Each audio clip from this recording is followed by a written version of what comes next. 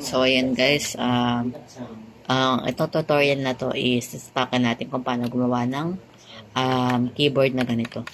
Chibi version siya. So, beginner friendly itong video na to. So, yan, free lang siya and let's go right in the video. So, ang mga itatakan natin ngayon is how to add mesh, how to bevel mesh, add text, mag-add ng text, insert, tsaka intrude, tsaka curve, and boolean. So, first thing to do, ang gamit kong blender is Blender 3.6. So, kaya okay naman siya sa kung anong comfortable kayong version ng Blender yung gagamitin. Pero yung mga mas upper version, mga newer version ng Blender, baka mag-iba na yung procedure niya. So, mas better kung hindi masyado malayo dito sa version 3.6 yung gagamitin nyo sa tutorial na to. So, ito, pag open natin ang Blender, ito yung lalabas, camera, cube, and itong light niya, point light. So, ang gagawin lang natin, di-delete natin yan lahat. Press A sa keyboard and press delete. Yan, para ma-delete na. So, ang gagawin natin ngayon is add ng mesh. Add pala ng reference muna. So, press numpad 1. Tapos, shift A para mag-add. Sa baba, press natin yung reference. And hanapin natin yung reference natin. Yan. So, yan na. So, para ma-move natin to, move natin sa likod para hindi siya center gaano. GY. Yan. So, mag-add tayo ng mesh. Gawin natin tong base niya. So, shift A. Tapos, add ng mesh. And plane. Yan. Press numpad 7. Yan. Move natin tong gizmo. So, mag-add tayo ng subdivision surface. So, wag na lang tayo mag-add ng subdivision surface. Gawin na lang natin, i-extrude natin, tapos lagyan natin ng bevel. So, extrude. Select natin to. Pag select natin tong tab, lalabas yung mga vertices. So, press natin yung mga vertices, press A, tapos extrude E. Yan, tapos pababa. Move natin yung mouse pababa.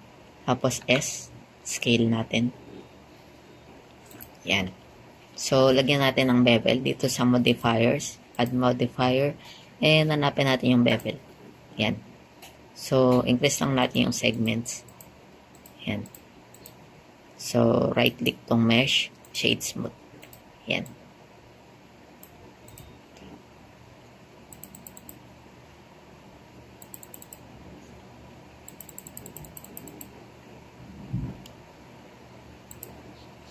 So, yan. Ang settings ko dito sa amount of segments is 0.07.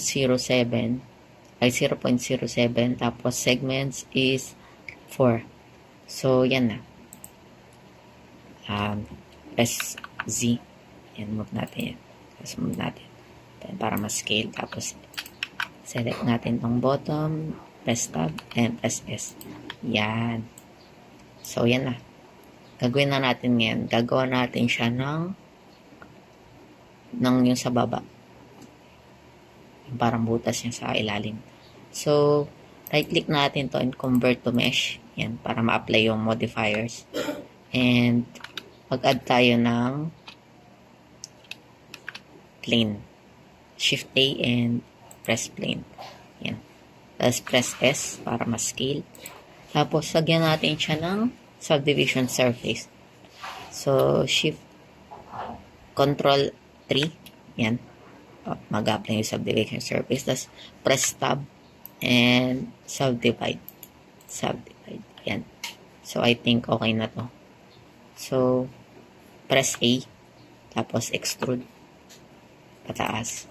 Tapos, control R para maglagay ng segments. Yan.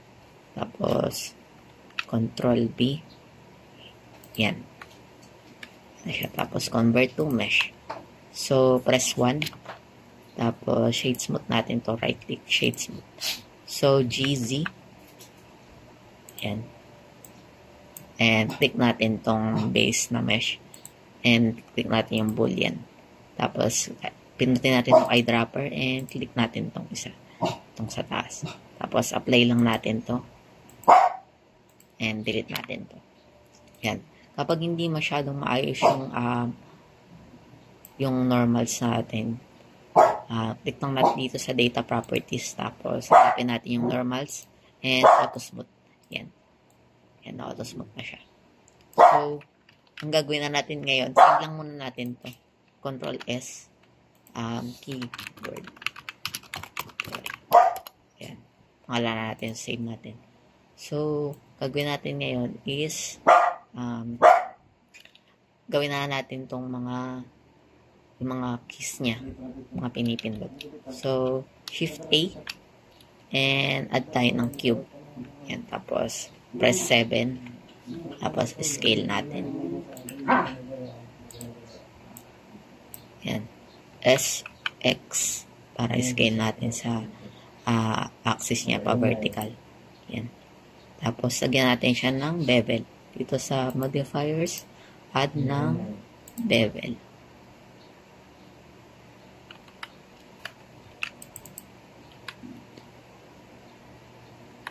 Hindi pala X natin.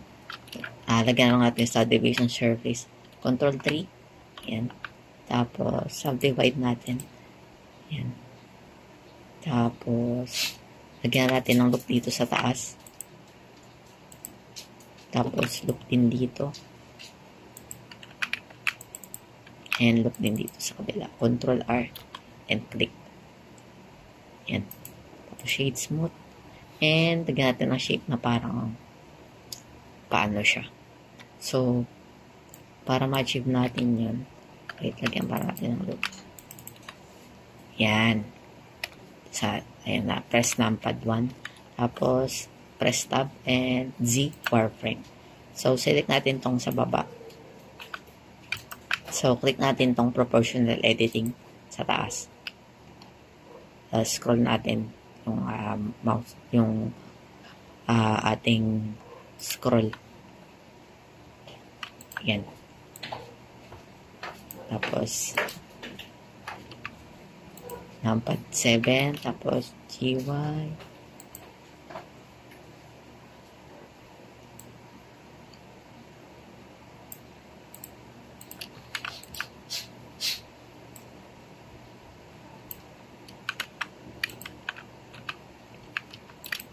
SY. Yan.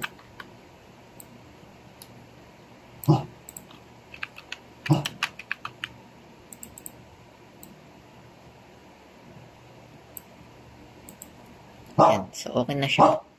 Ang gawin na lang natin is duplicate natin siya. Shift D and GY. Shift D and GY. So, yan. Tatlo lang. So, para maging sakto siya, S natin. Select natin to and select to and shift select and S. Shift select and S. Yan. Tapos, SX. SX. SX. Yan.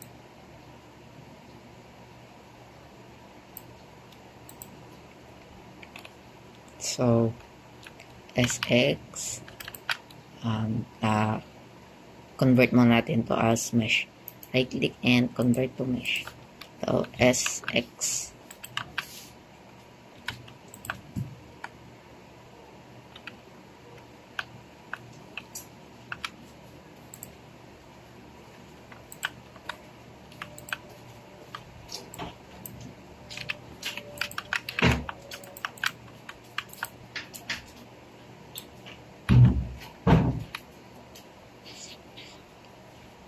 SX. Kaya siya okay. So, click natin to. Shift A, add cube, tapos press numpad 1, tapos press C, tapos S, yan. Tapos, lagyan natin ang subdivision surface.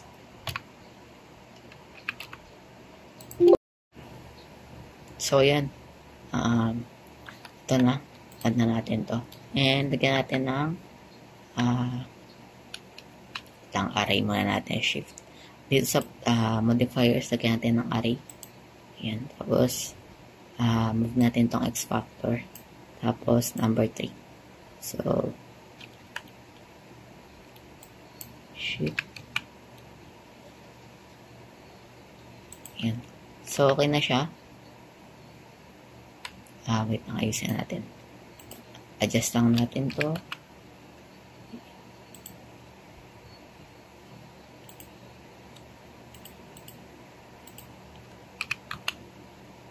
GX, yan. Tapos shift, press tab and right again, subdivide. Yan, move natin to. Yan, shape, right click and shape smooth. Yan, okay na siya. So, ito tayo sa wireframe, press number 3, tapos select natin to tab, and yan. Tapos GX, GY pala. GY, yan. Select din natin to. Select natin to, tab, yan. Select natin tong baba.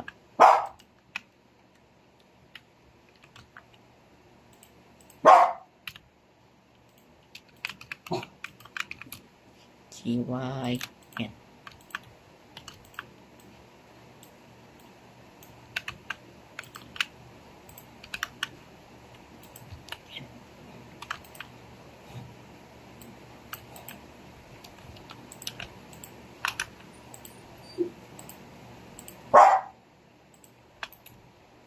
Resolve edges. Yan.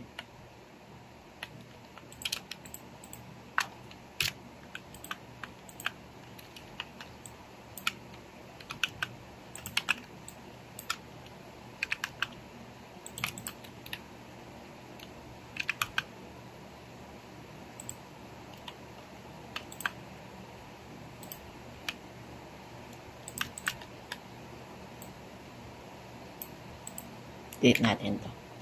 So, yan na. Copy na lang natin to. Right click. Tapos, Shift D and GUI. Yan. Okay na. Ang cute. So, yan pa natin to ng subdivide pa natin. So, ito rin subdivide. Right click and subdivide. And right click and subdivide. Yan. Medyo dito. Select natin to. Ito ang gizmo. Yan. Yan. Kung medyo select natin itong taas. And SZ0. Kaya lang masyadong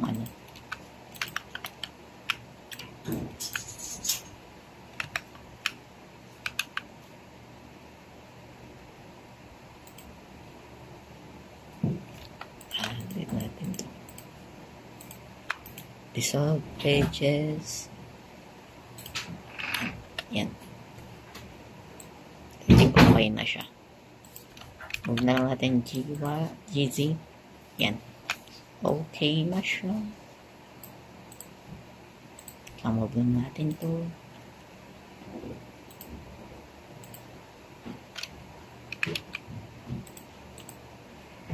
Click natin to. Right click, Shift D, and GY. Yan. Okay na siya. Save natin, Control S. Tapos mag-add na tayo ng mga letter.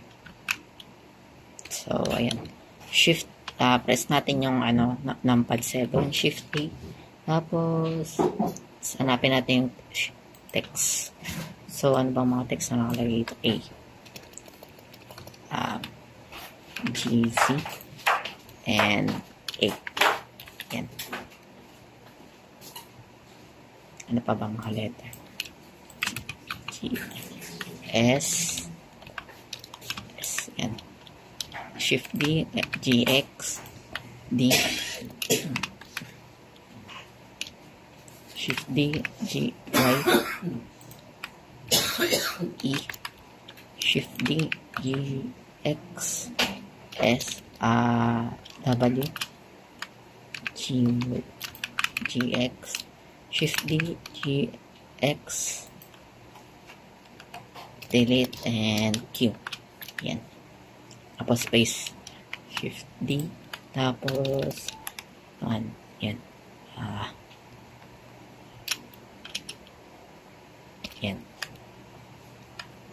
Tapos convert natin to as mesh. Tapos i-move lang natin siya. Tapos yan. Ngayon natin yung proportional editing. GY. Yan. So yan na. Scale lang natin to. Select, shift, select. Tapos numpad 7.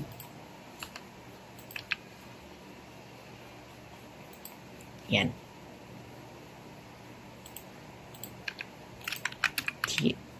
GX. Center natin. Ito G.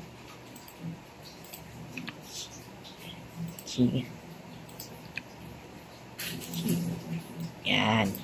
Tapos select natin itong mga to. Shift select. Tapos convert to, right click, convert to mesh. Tapos Control J and press tab and press A. Tapos extrude E. Tapos GZ pala.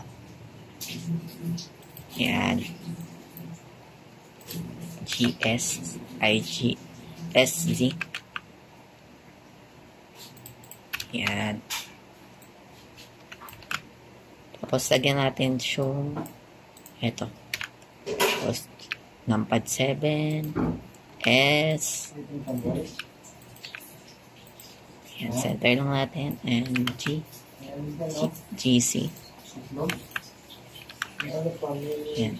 Let's convert mo mesh. Press tab and select A.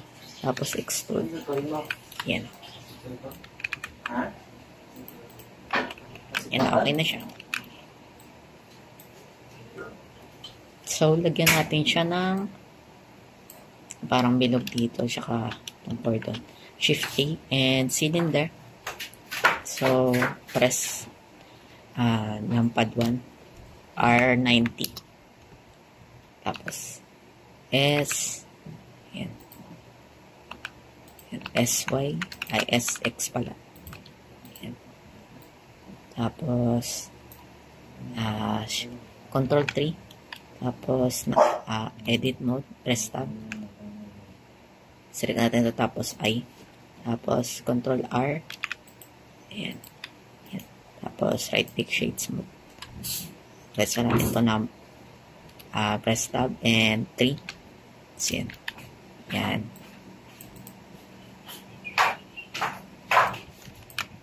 Tapos lagyan natin tong cordon. So, lagyan muna natin to. Shift D R90. Yan. Yan. Tapos numpad 7, Shift A, curve, path. Yan. Scale. Tapos press tab. Select ng vertices. Tapos G. Extrude. Wait lang. I-move lang natin to. Tapos extrude. Lagyan natin ng parang pa-curve. Yan. Yan. Tapos, lagyan natin siya ng depth GY. Itong reference. Lagyan natin siya ng depth. So, dito sa data properties, sa geometry, depth. Yan.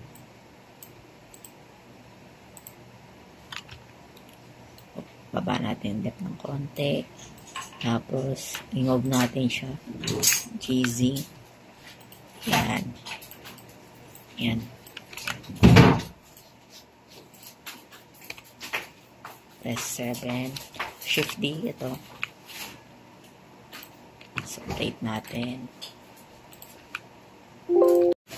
So, ayan. Sin-scale natin siya. So, shift, press tab, tapos select natin to.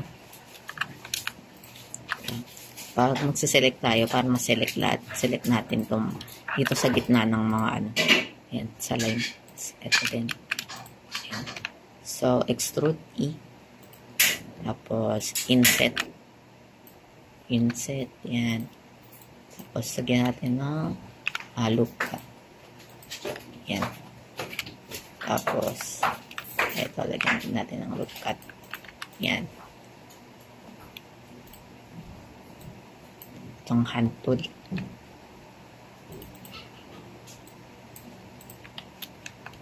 S3, inset. Yan. S1, keying. Yan. So, mag-add tayo ng etong, yan, eto. Shift A, cube. 1, S, Z. Yan. Tapos, SY, SX. Yan. SX. Yan. Scale, S. ST. Tapos, press tab. Press 3. Tapos, inset I. Yan. Tapos, extrude E. Tapos, intrude I. Tapos, extrude paloob. Yan. So, lagyan natin to ng bevel. Dito sa modifier, add modifier, bevel. Yan.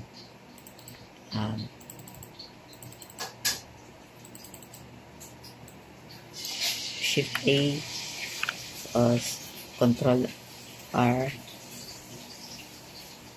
Yan.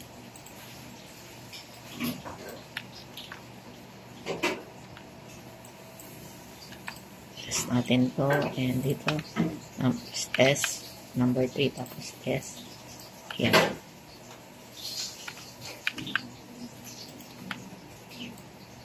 Yan.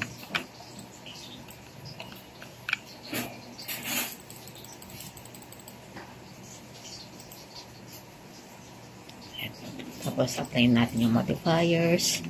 And, scale natin.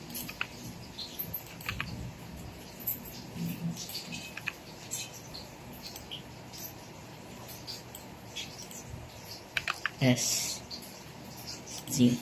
Yan. Tapos, kung gusto natin lagyan ng hole dyan, select lang natin to. Like, itong baba. And, subdivide natin. Right-click, subdivide.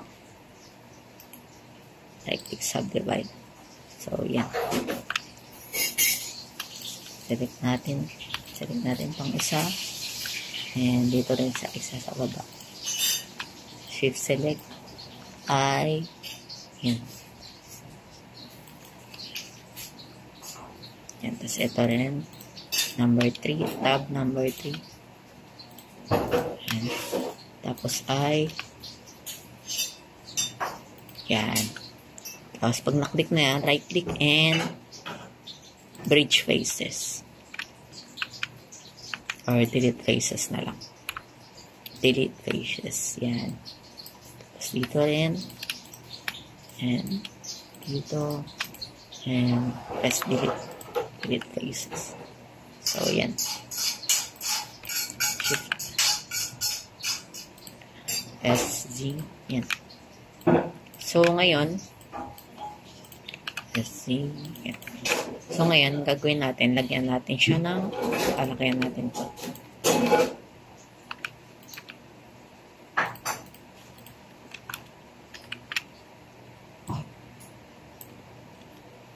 Lagyan natin siya ng kulay.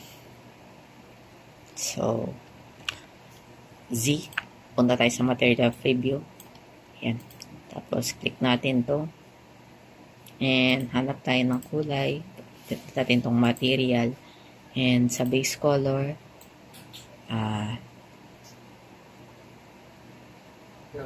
yan. So, select lang natin to.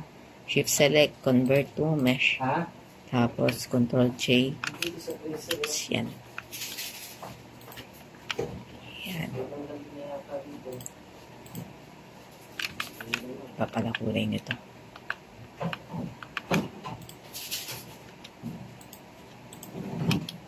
Convert to mesh. Tapos, orange.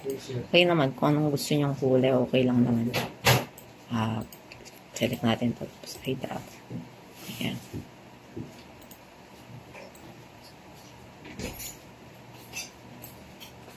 Select din natin to. And, convert to mesh. And, select. Select to. Pindutin natin itong plus, new, assign, tapos pindutin natin ito. Yan. Yan. Then, ito, dito, and click natin to, and ayan. And click natin to, and ayan. Click natin to, and ayan. Click natin to. And ayan. Click natin to, and ayan. So, may papansin natin, may metal dito. Press natin to number 7.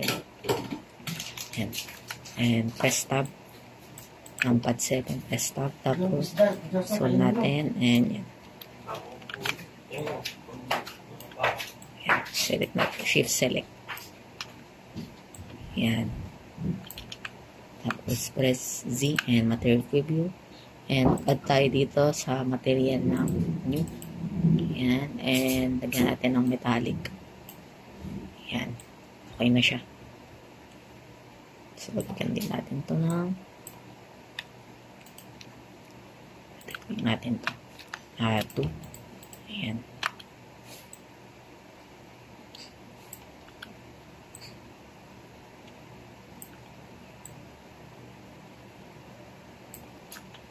Next. Ayan. 3. Ayan. Tapos, natin ito. Ayan. Hindi pa rin pwede si mama kasi baka umulan. Hindi siya pa pwede umulan. Hindi yung ulan yung hirapan ako. Ayan. Ayan, okay na. So, yan.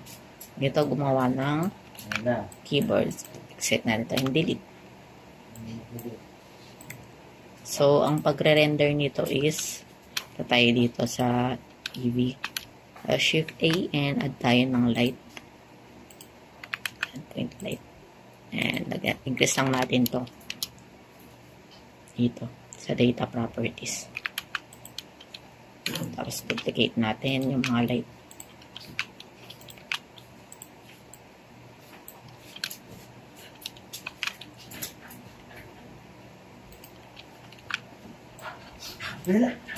So, yan.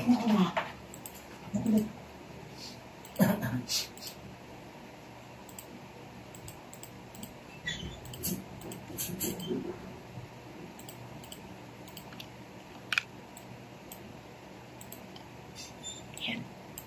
Ito na ang finished product.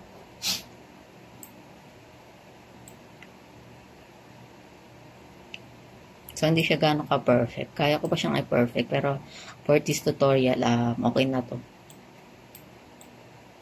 Yan. So, ito yung 3D cartoonish keyboard. So, yun lang. Thank you for watching.